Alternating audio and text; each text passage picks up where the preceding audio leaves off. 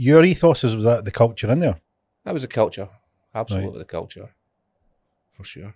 So is it like you're going in there, you're an apprentice, you're learning off these sort of older guys. What was it like when you're out the academic environment, so you're not under the same pressure to retain information, you're now using your hands. Did that change anything in terms of how you seen how things go together? Yeah, I was in my glory.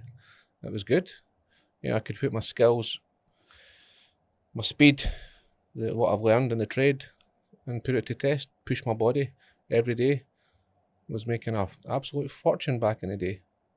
But you realise that it's not all about that as you get older, you know. So do you work for, when you're a cooper, do you work for a brewery, or was it? Yeah, it was Bell's Whiskey initially. Right. Then it was Diageo down in Broxburn. Big outfit. Very. Very big outfit. What made you move? So I left there and I went into phones. Actually, I joined DX Communications as just a salesman selling phones. I mean, that's a fairly big That was career massive. shift. And I think I can't remember which year it was, but it was, I think the basic pay was about £8,000 back in DX Communications, or 12,000. It was Like- what are you doing? You're earning 30, 40, 50k and you're yeah, it was quite a weird thing, but it was a good move. How do you go from like, you're grafting, you're hungry, it's paid by results, which sounds very familiar, you manually grafting, and then you go to this completely different environment, technology based, new technology, new systems, high street environment.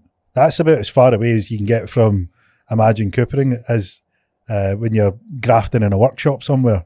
Like how that's not an easy shift. What made you? What gave you the idea? My friend at the time, Colin, he was a manager, and he was needing a salesman. He thought I could do it, and he offered me a job, and I took it. I wanted out of Coopering. Coopering was a short career. Mm-hmm. You know, you're 6'3", you're bending over every day, you're swinging a 3-pound hammer about. That's a tough gig, and I didn't want to be crippled when I was older. What do you think Colin's seen in you? Maybe the ruthlessness that can come out in terms of the sting in the tail for a salesman. Read people, read situations. Colin was good at that, I think. Ruthlessness. Yeah, the sting in the tail.